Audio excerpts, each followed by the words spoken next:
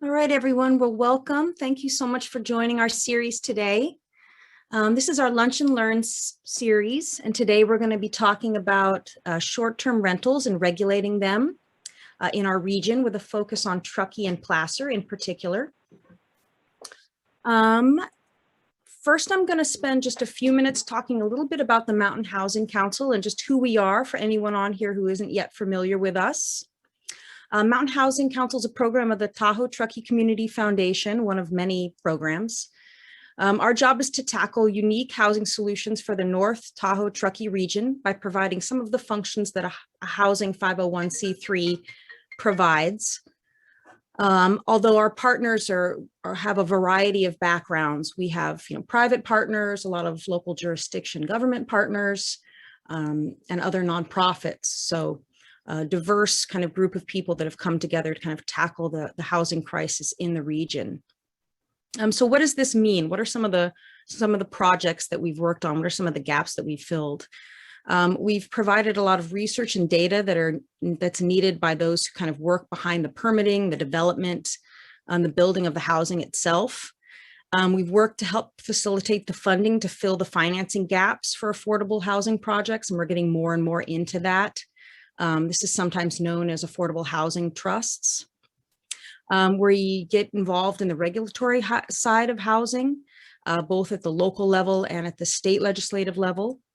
And we engage in a lot of education and outreach on important housing issues. And that's kind of where this speaker series comes into play.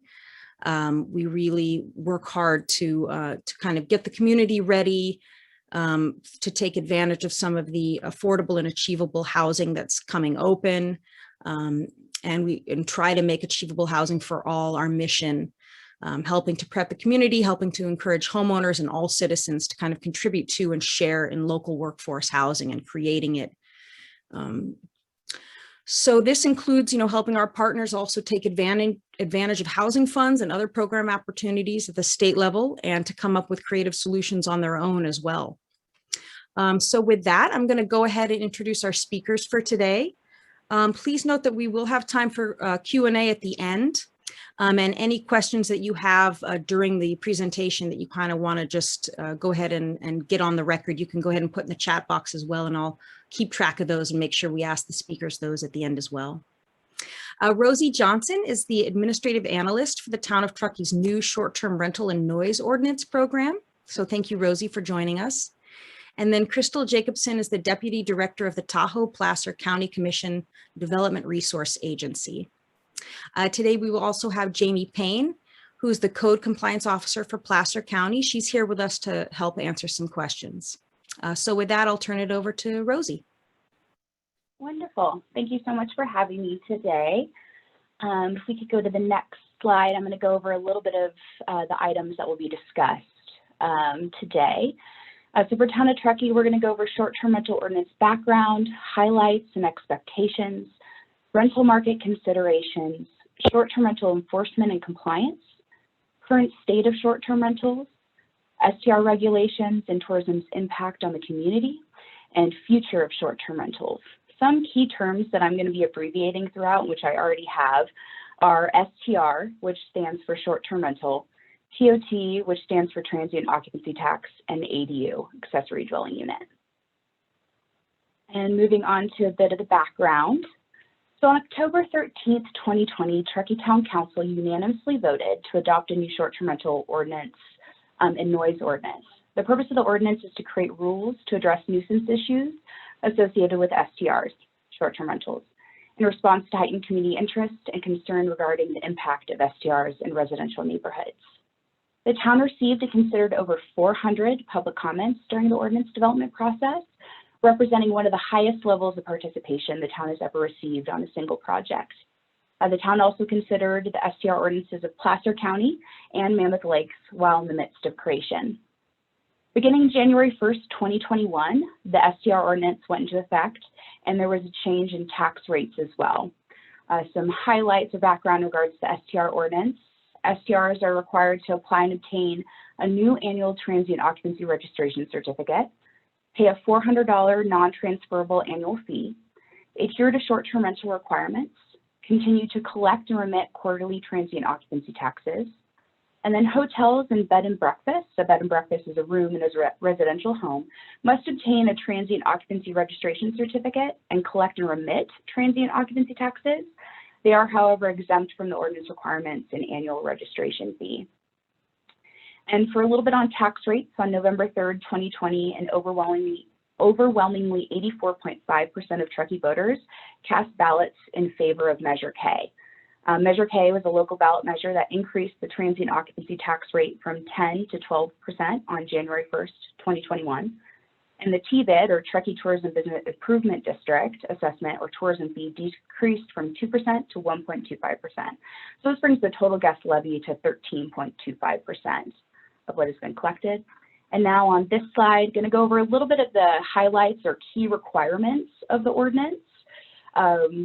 Most important being noise. Quiet hours are required between 10 p.m. and 7 a.m. Trash collection, weekly 2-bin garbage service and a bare bin will be required at each rental by October 31st, 2021. And accumulation of trash outside a rental is prohibited at all times. Occupancy limits, 2 people per bedroom plus 2 additional people are permitted, excluding children under 13.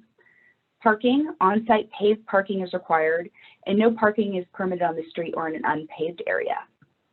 For fire safety, working fire extinguishers, smoke alarms, carbon monoxide detectors, visible address numbers, and defensible space will be required at each rental. And the Truckee Fire Protection District will conduct an inspection once every 3 years to ensure compliance with these requirements. That inspection is prompted by the STR operator. They have to schedule directly with the fire district. Barbecues and fire pits, charcoal grills, wood burning pits, bonfires or campfires are prohibited. Natural gas and propane grills and fire pits are permitted if set back 10 feet from any structure or combustible material. And special events, weddings, corporate events, commercial functions, or similar events are prohibited unless such events comply with all STR requirements, including occupancy limits, parking, and noise. And then moving on to kind of a recap of expectations. Next slide. So just to recap, I did these prior, but short-term rental expectations for STR operators are what is required is 1, apply for an annual transient occupancy registration certificate and pay that annual $400 non-transferable fee. Adhere to short-term rental ordinance standards, collect and remit quarterly transient occupancy taxes. Next slide. A little bit about rental market considerations. What should homeowners, future homeowners, potential STR operators, and or long-term rental operators consider when it comes to the rental market? Here are a few key items to remember and consider. For short-term rentals, if an ADU or accessory dwelling unit is permitted after January 1st, 2020, it cannot be short-term rented per California state law. Listed bedrooms have to be permitted. If a space is permitted with the building division as an office, we cannot approve it through the STR registration process as a bedroom. It will need to go through the permitting process with the building division since they have a different set of standards and egress that they need to adhere to. So permitted bedrooms, we're only able to approve, and planning has been helping with the research of that. Any non-compliance with the ordinance will result in a fine and strike. Inability to comply, can't get bear box, no paved parking, town will be unable to issue the short-term rental permit. Some town housing programs as an alternative to short-term rentals. Unpermitted ADUs, again, consider permitting the space into a legal ADU by going through the town's after-the-fact permitting process through the building division. Once a legal ADU is permitted, you can apply for a $3K grant to long-term rent. Kind of promoting the long-term rental program a little bit, the town is offering $3K grants to Truckee homeowners who long-term rent a unit, either an entire home or an ADU that was previously short-term rented or underutilized. The home or ADU must legally be permitted, again, and must have a certificate of occupancy and must rent for 12 months to eligible tenants. Definitely suggest reaching out to our housing program manager, Shauna Doherty, and her contact information is listed below should you have any further questions or concerns on that.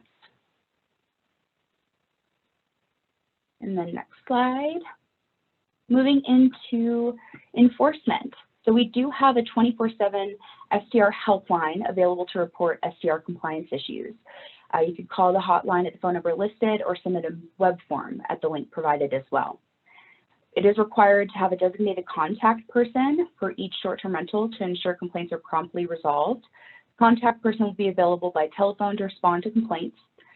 Via call or text, we have the capability of both with our software to the emergency contact. And the contact is required to respond to the helpline within 30 minutes and resolve the complaint within 60 minutes. As far as penalties, both the guest and property owner may be cited and fined for noncompliance, with citations up to $500 per day for the first violation and up to $1,000 per day for subsequent violations. After 3 strikes, the rental's registration certificate will be revoked and no new certificate will be issued for 12 months. Next slide. So continuing with short-term rental enforcement, we have received a total of 101 complaints for the 2021 calendar year as of last week. Types received, we received 72% helpline calls, 22% web forms submissions, 6% office, email, and phone. All communications received are actively followed up on and investigated by the Town of Truckee Short-Term Rental Program. There's a chart listed below with a breakdown of the complaints received. I'll kind of hone in on the majority of the complaints, 28 being noise, 25 being parking, 18 trash, and so on. Currently, our focus is on education and outreach. Citations are used as needed as a tool to ensure compliance. The town will be able to share citation stats at year's end. Next slide. So the current state of short-term rentals. The STR ordinance went into effect, again, January 1st, 2021. Implementation of the program is still underway and too early to provide exact figures for comparison to past years. But the end of 2020, we had 1,690 registrations. However, this count does not reflect active operators. Prior to January 1st date, it was a one-time registration with no required fee to register, and STR operators would register without having any rents for that year, and property managers would register long-term rentals just in case there was a short-term rental opportunity. And so there's kind of another multitude of scenarios within that as well. Bringing it to 2021, currently we have 1,002 active registrations, and the town uses host compliance software to data mine, track down those not in compliance based off of active internet listings for the rentals. And based off of compliance efforts and potential for further registrations to be received throughout the year, there is potential for this number to increase. So this number is subject to change. And again, we're going to have more figures come year end on where we're at in the health of the program. Speaking a little bit to the health of transient occupancy tax, some actual collections for fiscal year 2019-2020 came out to $3.9 million. And then estimated collections for fiscal year 2021 is projected to be about $4.3 million. So for fiscal year 2021, year-to-date includes the extra 2% TOT increase due to Measure K for January to March. If we adjusted the 2021 fiscal year collections to exclude the 2% TOT increase, we would be even with last year's collections, just for your knowledge. And currently we're up 7% for this fiscal year due to the TOT increase, and we actually have one more quarter to file for the fiscal year. And next slide. So a little bit about STR regulations and tourism's impact. Transient occupancy tax balances the cost and benefits of tourism. What's great is TOT is invested back into the community to fund projects and services such as trails and bike paths, public safety, emergency services, street plowing, river revitalization, housing, open space preservation, wildfire preparation, just to name a few. And ultimately also what we're trying to do with the short-term rental ordinance and program itself is creating a good neighbor mentality. For STR operators, relaying and adhering to operational standards, hoping the ordinance furthers the understanding and responsibility of hosting short-term renters, and renters properly guided to be a good neighbor during their stay. And the next slide. So future of short-term rentals. So we're still in phase 1. We're still in implementation of the STR ordinance. Current regulations are our focus and how we could modify or expand upon them in the future. So currently under phase 1, first year of the ordinance in effect, and then phase 2, we're committed to a one-year check-in with council regarding the success of the STR ordinance and community sentiment. If there's any changes that are going to occur, of course, it would be public buy-in and further meetings for that. And that is the end of my portion of the presentation. On the next slide, I do have some contact information for our general inquiries, the helpline, and then also my direct contact information. So don't hesitate to reach out if you have any further questions or concerns. And thank you so much for your time.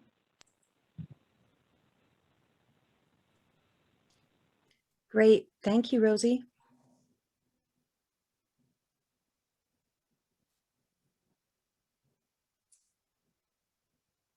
Are you ready for, this is Crystal. You ready for my? Yeah, Christina, you want to go ahead and okay. Yeah. There we go. Well, thank you very much. Good afternoon, everyone. I'm Crystal Jacobsen, the Deputy Director of the county's Tahoe Community Development Resource Agency in Tahoe City.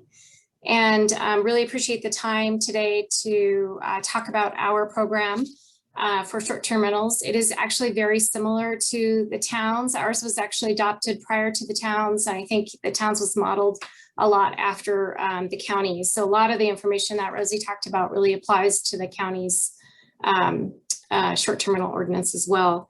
So just by way of background, it was July 2019 when our county board directed our staff to, explore the creation of an ordinance. So we did return to the board in November 2019, and that's when it was adopted. It did not take effect until January 2020. And then of course, COVID hit in March. So we really had, a significant impact to the program with that first stay-at-home order that came about in March. That was lifted in July. And so then, folks started coming up to the region and staying in the SDRs. And I would say the program was fairly operational as of July 2020.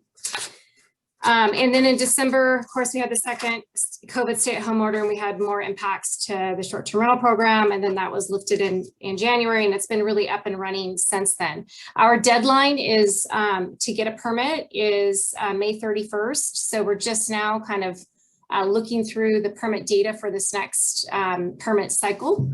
And it looks like so far, we've got about the same numbers. It was really hard, I would say, to really kind of monitor and track the success and the implementation of the program because of COVID. So we're really looking forward to this year to see what the program brings. Of course, we're now in the midst of a full-on housing crisis, and we understand that, but definitely a different year than last. So next slide. So just an overview, we developed a multidisciplinary team to develop the program and administer and enforce it. So we do have a team, a local team in-house. The county obviously spans from the Valley Floor and the Sacramento area up to Tahoe. So we do have Auburn staff that really helped initially to get the program up and running, but it is now staffed and administered out of our Tahoe City office, which is great. We continue to grow that team. I will say we started with just like a half-time supervisor out of our Auburn office. We now have a dedicated supervisor in-house, which is Jamie. I don't know, she was trying to, she's kind of double booked for the hour. I was hoping to hop on here at the end. She's really the person that's involved with our ordinance day in and day out. And she leads our enforcement team. So she's got a team of 2 enforcement staff, an admin staff here in the Tahoe City office alongside myself. So I just kind of oversee it. She's really the hands-on person day to day. And really what they're doing with the enforcement is really addressing all those nuisance issues that came up. And I've got some data on that as well. Our ordinance applies only to the eastern portion of Placer County, and it aligns really with our eastern, the transient occupancy tax area for the eastern portion of the county, which kind of goes just to the west of the Sugar Bowl resort area. So it's really intended to capture kind of the resort community up here in Tahoe. It does exempt hotels, motels, timeshares, and resort properties. So those are really the properties that are kind of managed already. They've got on-site management handling nuisance issues themselves. So those are exempted from our ordinance. There's a TEED annual permit fee. It's a reduced fee for those that are professionally managed. So $200 annually for the professionally managed sites. And so those are the folks that, they've got staff on hand at any time to deal with nuisance issues. And then the fee's a little higher for those that are privately managed, so $337. And so those are the, mom and pop folks that are just renting their units out. And then the fire inspection costs are included in those permit fees. Next slide. So in terms of just our statistics on how many we have, there was an estimate that was done in 2019. We had a consultant that estimated we had about 3,500. So this was, again, prior to the ordinance going into effect. And they estimate about 3,500. Last year, so the first year in our permitting process, we had approximately 3,000, a little under that. And that's kind of what we're seeing now. So we're not really seeing so far anyway. We've been kind of tallying up the permit numbers that have come in. Again, the permit deadline was just last week, the 31st. And it looks like we're right on track. But we do know that we have got we think about approximately 500 units that don't have the benefit of the permits and they're not in compliance. And we have a team of folks working with consultants that are actively pursuing to bring those units into compliance. So we recognize that we've got some folks out there that are not working under a permit, and we are trying to bring those folks into compliance. Next slide. This just shows a little snapshot of STRs by unit type. So these are the STRs and our transient occupancy tax certificates. Those are two different things. And you'll see the majority of, the certificate holders are in single family homes. So that's just kind of an interesting snapshot there. See, about 62% of the STR permits are professionally managed and about 38% are private. Next slide. This is a slide, so a lot of folks ask about how short-term rentals are affecting our year-round housing. This is a little dated.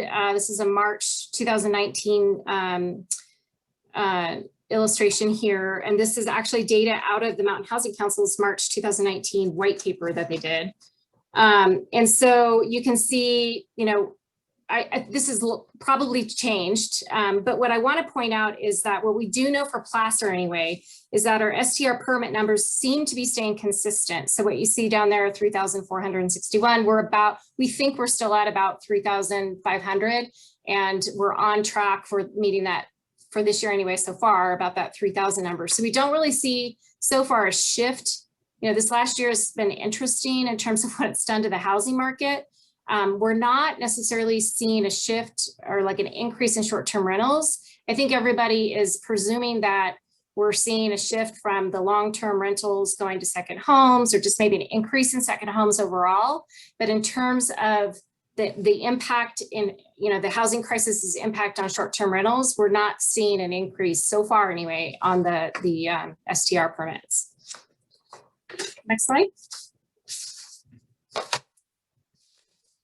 Thank you. Okay, so this, just a little bit more background here, just talk about the nuts and bolts of the program. It was developed, I would say, with recognition that, short-term rentals have historically filled kind of a lodging need, particularly in Placer County. We've had studies that have been done that show that in the Placer County, portion of the Tahoe area, we have had, particularly in the basin, we've got some kind of outdated and low quality lodging. And so I would say that our short-term rentals, those have historically been those vacation homes, which have been around for decades, right? Folks have been coming up and staying in these vacation properties in the Tahoe Basin. And so those really have been serving that kind of lodging need, I would say. And so this ordinance was really developed with that in mind and trying to address nuisance issues, but not necessarily put a cap on it. So our ordinance does not include a cap of how many you can have in the county. It also doesn't include what we call locational provisions. Those are those provisions that really specify like where you can and can't have an STR. You'll hear folks saying, in some jurisdictions, they only allow them in certain neighborhoods, for example. We do not have any of those provisions included in our ordinance.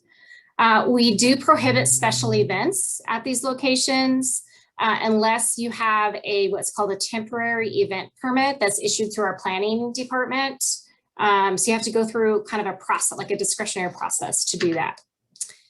The ordinance includes penalty provisions, so it's got some teeth to it, I would say. It includes, provisions for citations and fines and permit suspension and revocation. So we do have a hearing process in place if folks, are not adhering to the standards.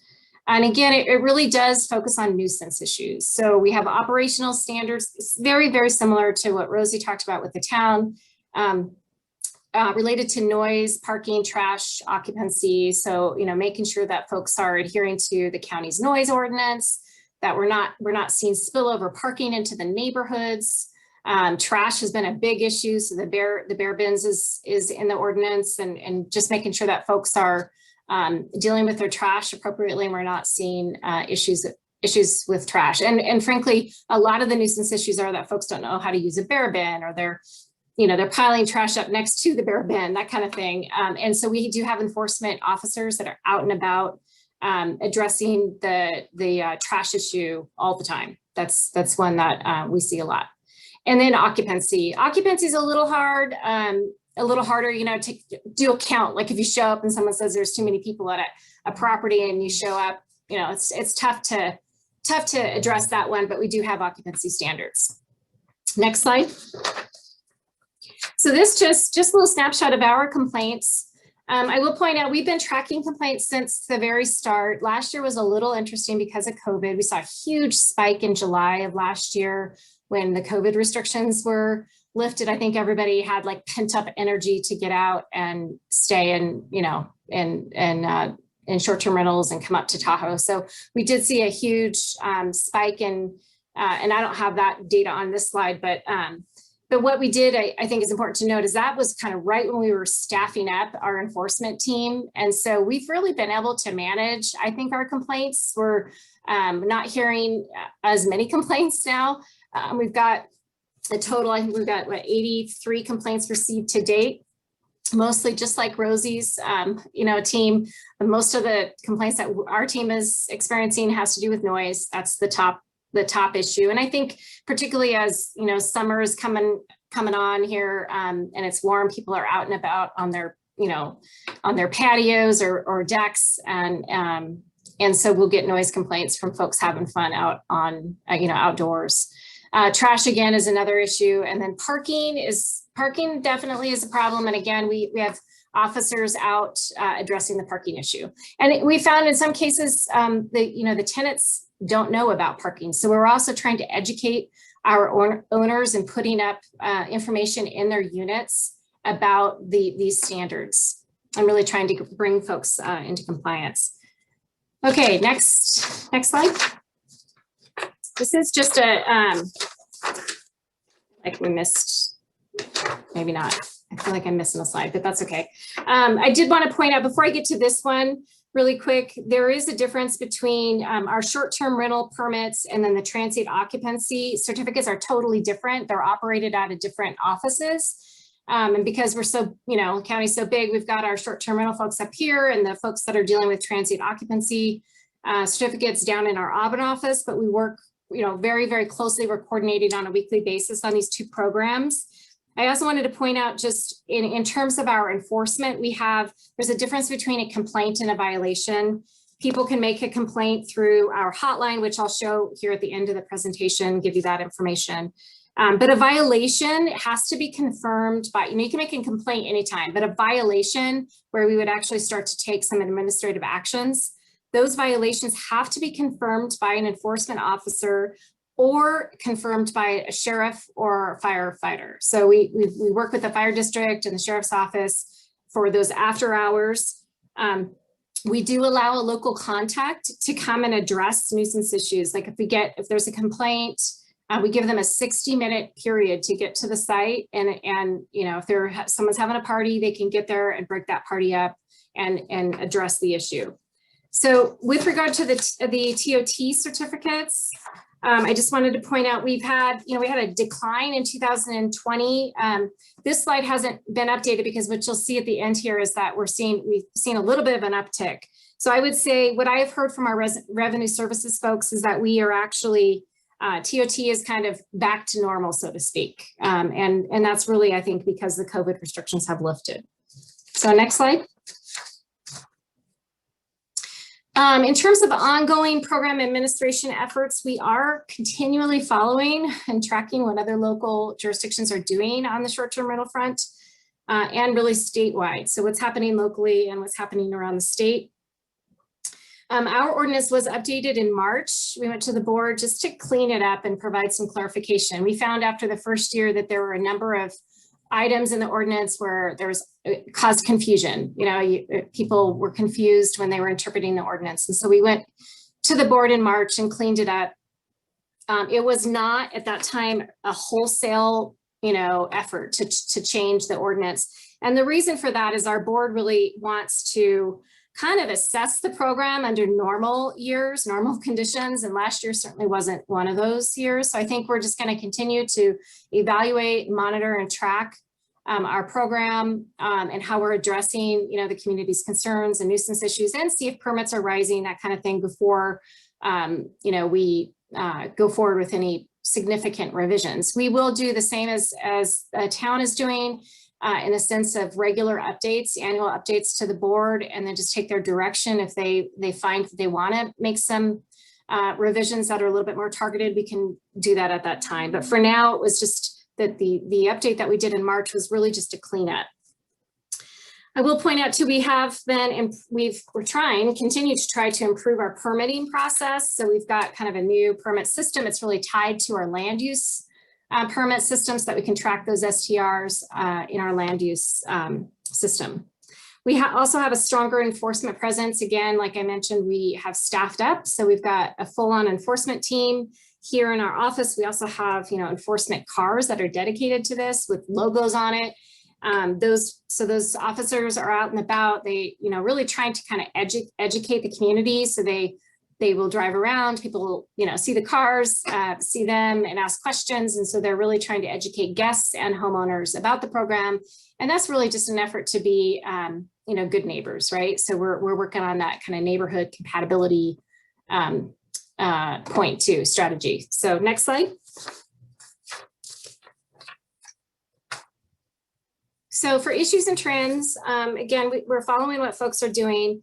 So I just want to kind of highlight some trends that we've seen I would say statewide, not just locally, but statewide. But here in the region, obviously, there's some concerns about the current housing crisis and shortage of housing stock. But like I mentioned back in the slide where the slide from the data from the Mountain Housing Council, we haven't seen an increase in short-term rentals so far. Probably there's going to be new data that'll come out that'll show, that'll show that, you know, this slide may change, right? We might see that second homes have gone up or long-term rented units have gone down. I predict that you'll see some changes there. But so far to date, we're not seeing a change in terms of the number of short-term rentals, which is kind of interesting. I don't know if that will change over time, but so far that's what we're seeing. So if you want to go back to that slide, I'll walk through the other kind of issues and trends. Another trend I would say that, you know, we're seeing is that there are some jurisdictions that are capping, right? They're putting a cap or a limit on how many you can have in your jurisdiction, or perhaps a ratio of long-term versus short-term, what you can have. We are also seeing development of land use or locational provisions. So that's kind of, you know, provisions that would state that you have to be a certain proximity from commercial or tourist cores or resort communities. Clustering provisions where there's a minimum of space or like distance between each STR in residential neighborhoods so that you don't get like, you know, one street that's got 10 STRs or something like that. So there's some jurisdictions that are looking at that. Some are limiting the size of the units because I think we've heard from the community that the bigger the size of the unit, the more opportunity perhaps that there is for folks to have a party, like a full-blown party at a unit. And so there's been some discussions around, should STRs be a certain size and smaller, for example, or should we consider limiting size? We're seeing some jurisdictions talk about that.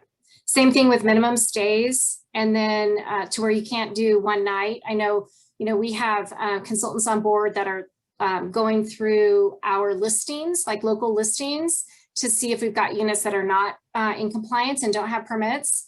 And they will track to see if you know, STRs are being rented for like one night. That's always a red flag. If you have a big, huge unit that's being rented one night, probably, and it's being rented, let's just say by a local, they can even look to see who's renting it. If it's a local resident, then there could be, it's sort of an indicator that perhaps this person's going to throw some event at that unit. So there's some discussions about that too, limiting minimum stay so that you're getting somebody that's actually coming for, you know, 3 days or a week or something like that, and they're really vacationing in the community and not throwing a party.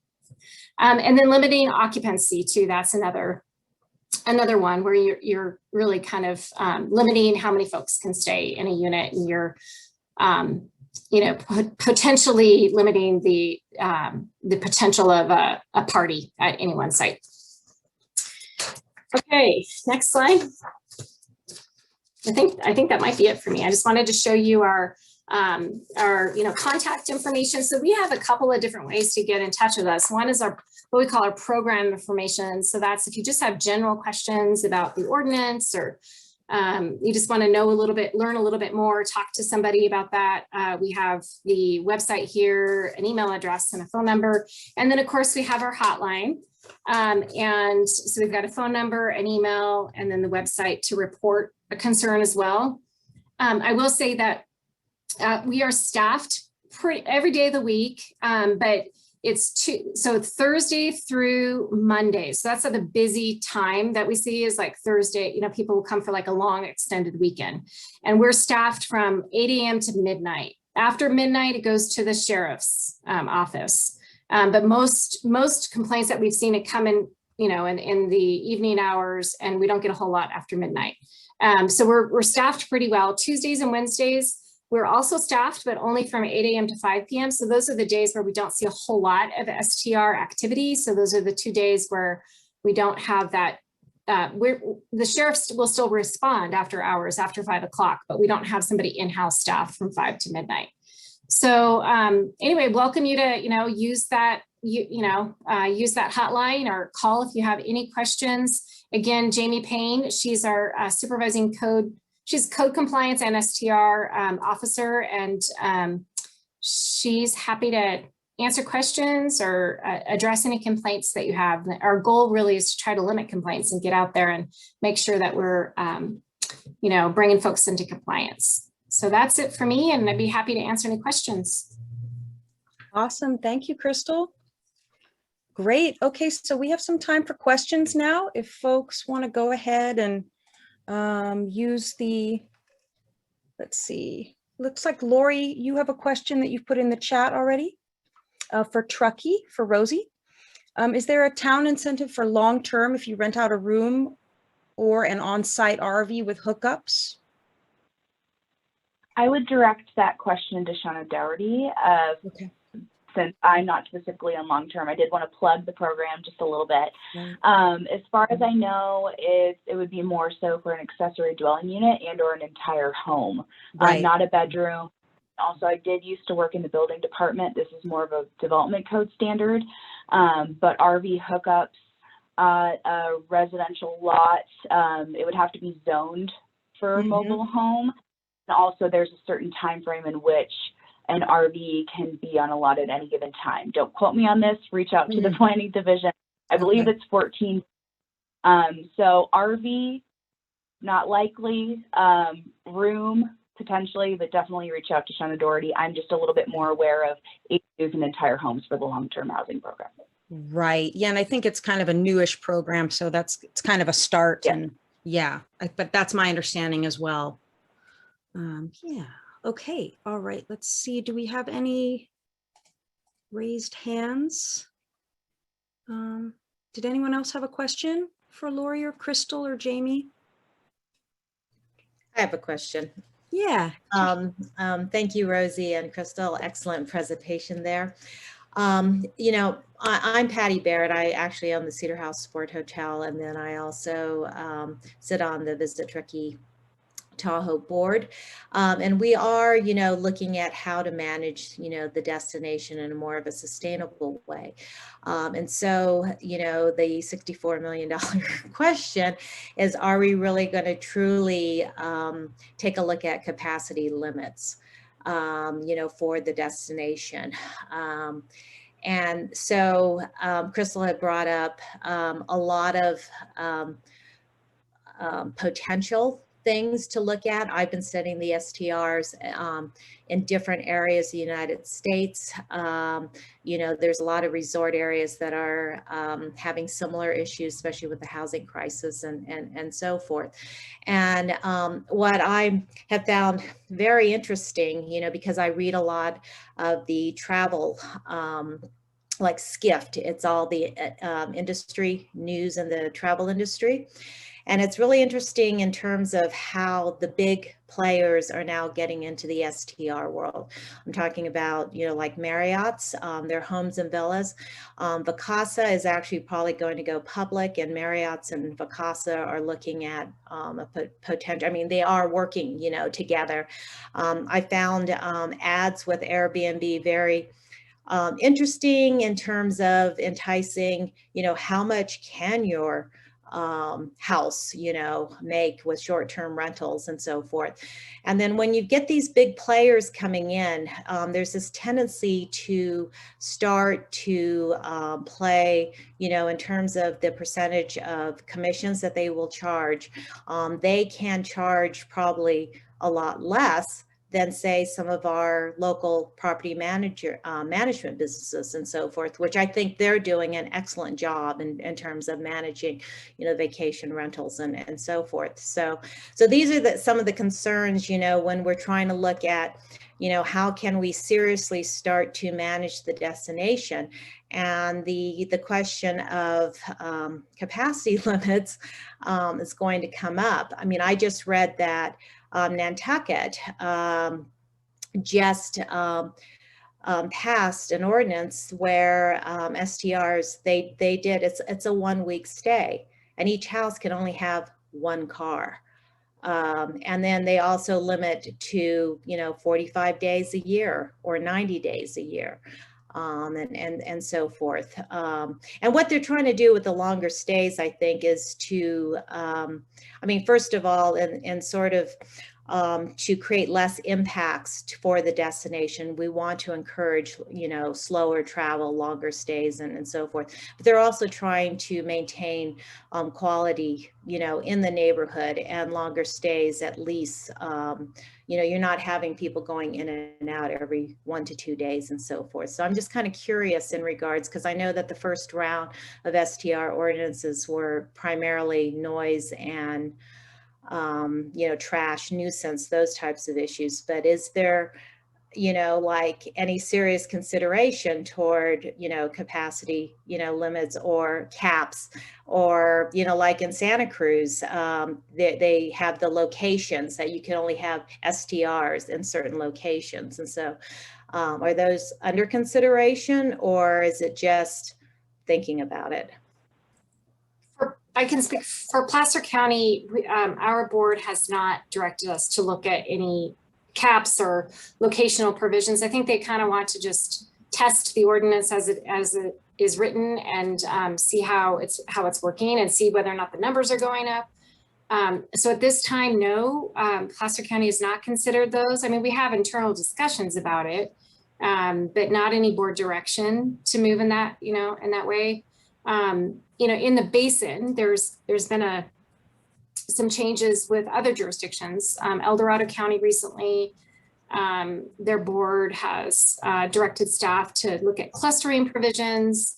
They established a cap. They already met their cap, actually. And then, of course, in the city of South Lake Tahoe, they had a citizen-initiated initiative that really established parameters around short-term rentals, and it established locational provisions, right? Where certain areas you can and certain areas you can't. And so now they're tracking that just to see, well, what impacts does that bring, right, to the city? And so it's a little too soon to tell really what that looks like for them. I know I talked to them recently. I think they're getting ready to send a survey out just to see, like, those folks that have second homes that were short-term rentaling them, and no longer gonna, aren't gonna be able to do that any longer. What are they gonna do with those units? Are they gonna sell them? Is it gonna open up the housing market? I think it's too soon to tell. Right.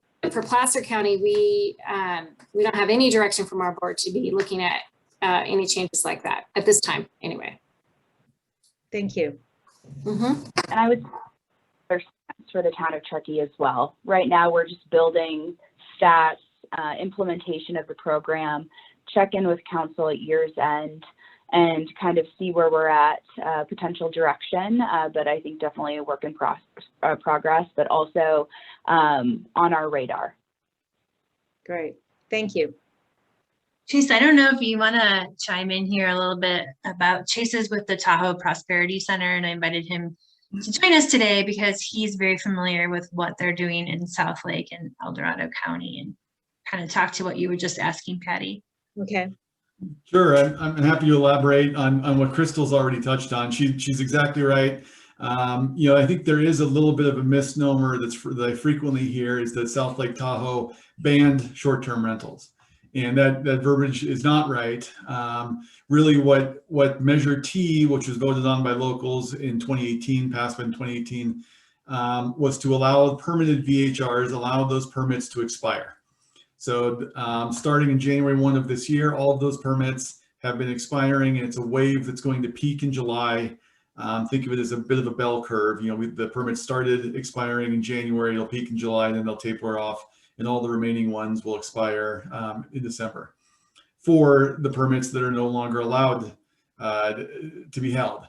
As Crystal already said, we have what's been designated the, quote, tourist core. So within the tourist core, which if you're familiar with South Lake Tahoe is Ski Run Boulevard, and then there's a little bit east on Highway 50 towards State Line where VHRs will still be allowed. But the majority of the 1,500 or so permitted VHRs are expiring this year. Now we are, Crystal also mentioned the survey. The survey is in process right now. We're collecting data to see that's really trying to identify what happens with those homes once the permits expire. I don't want to get ahead of the data, but anecdotally, all of the conversations I'm having, two things are happening. If they're losing their permit, they're capitalizing on the perceived gold rush that's happening right now, and they're selling the home. The vast majority of new buyers, again, this is anecdotal, but every realtor I'm talking to, the vast majority says that what was a VHR, when the permit expires, they put the home on the market, and it's being purchased by a new second homeowner. It's not being purchased by a local, it's being purchased frequently all cash by a second homeowner from the Bay Area. That is also happening with long-term rentals. Landlords that have been holding long-term rentals are capitalizing on the peak in prices and are selling it. And it's been a big driver of locals losing their rental as new second homeowners are coming into town. And again, just reiterating what Crystal said, El Dorado County clustering is a big focus for them. One of the primary points of feedback from folks in the county and the city for that matter, but in the South Lake region, is what happens to the feel of a neighborhood if you get 10, 12, 15 VHRs on a street. When you've got that many on a street, it can really add to some chaos. There's one street in particular that I've heard mentioned that had 2 full-time homes and all the rest were VHRs. So trying to limit that type of impact is something the county's taking seriously. And then, as I mentioned, the survey's going out, and Christine and I have been talking about coming back. And once we have collected some data, then I'd be happy to present and share with this group the data we've got as these homes are evolving. So has there also ever been consideration in terms of, visitation should pay for its impact, but there is a difference. Say, for instance, if I have a $300 rate, it's 2 people, but often there could be a $300 rate and it's 8 people, in a house, and it's the same TOT collection, but it's a higher impact. to the destination. And so has there been a consideration? I have seen some tiered, things on that, but that's another thing that I've seen other regions perhaps, look at. I know it's extremely tricky, but I'm just kind of curious in terms of if that's been, a consideration.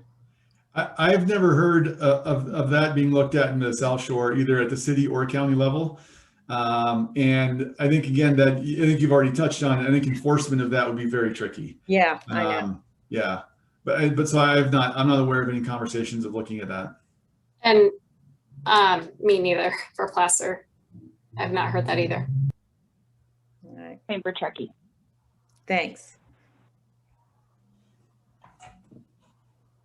Another thing that I'll add, an increasing trend that we're seeing down here is people being creative to get around the laws. I don't want to say get around, to abide by the laws. They're going to, if here's what the law is, then we're going to find a way to, adhere to that law.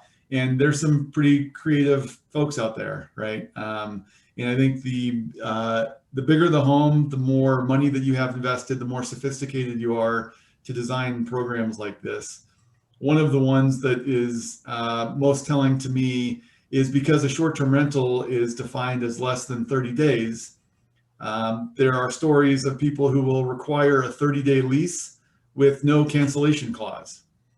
So you have to sign a 30-day lease, and if you decide to cancel it on Sunday, great, no problem. And it's just becoming understood that that's a way to rent a place for a weekend or a week, and still technically be within the confines of the law. I've actually heard of those stories too. And then when you take a look at places like Hawaii, I mean, do you feel that the penalties that are imposed, are they high enough to, the penalties? I mean, I'm hearing like in Hawaii, penalties like $10,000.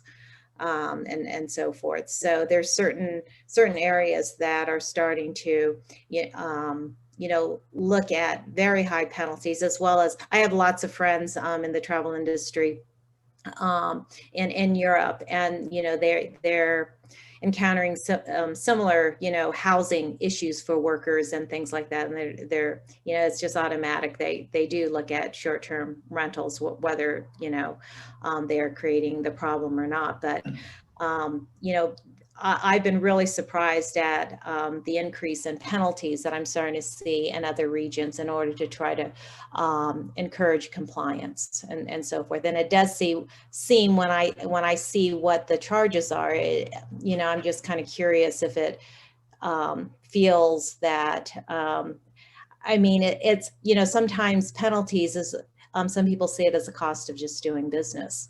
If it's not high enough, and I'm just kind of curious, your thoughts on that too.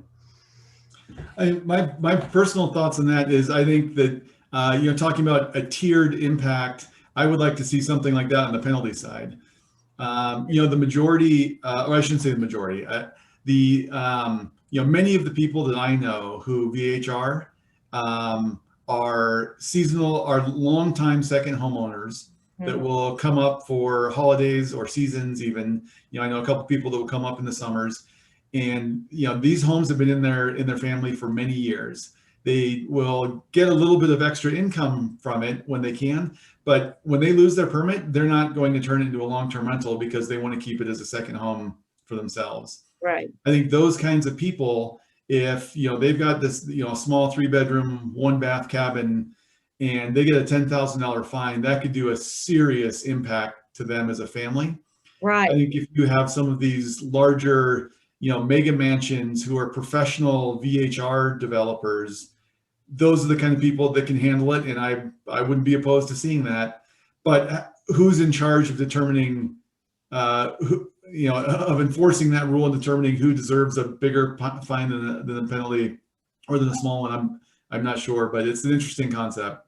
No, I totally agree. No, it's just doing a lot of research in terms of, because this does involve, destination management, and it's just been interesting to see what other regions, are starting to do to try to tackle some of the issues. So we are approaching our 1 o'clock time limit. But Crystal or Rosie, did you want to speak to the penalty question at all for Placer County or Truckee? Yeah, we haven't had any discussion on changing our fees or looking at a different approach. It's an interesting concept, but that has not really come up yet to date anyway, but it might come up at a later date. As far as Truckee's, it is slightly tiered. So we kind of mirrored our fee schedule for short-term rental off of code compliance fees. So generally where we start is, and also dependent on severity and or how many violations have occurred. But generally we start at 100, 200, 500, 1,000, and then also there's 3 strikes. So then we could revoke the short-term rental registration altogether, depending on case. So we kind of have multi-layers and then also different ways of following up. So could we expand on that? Could the fees increase in the future? Of course, that would be community involvement as well as council involvement for a final decision on that. So somewhat of a tiered structure right now, but of course, this is something we're going to be consistently looking at as time goes on, and then also number of complaints, number of citations, violations. So yes, a topic in our mind, but not currently looking to restructure fees. Since it also, we're going off of admin site code in the municipal code, so we also are mirroring other structures within the town as well. So we kind of want to be cohesive and consistent. Right, As thank far as you. code compliance.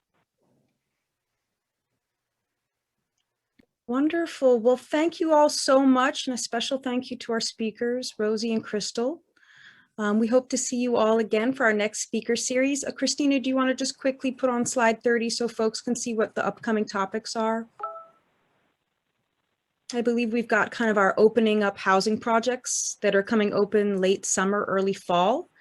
So Frischman Hollow, we have more spots at Truckee Artist Loft, Coldstream Commons, Meadowview Place.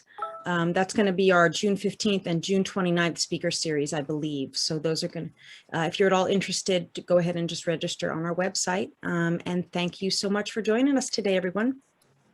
Have a good afternoon. Thank you for having me. Bye. Okay.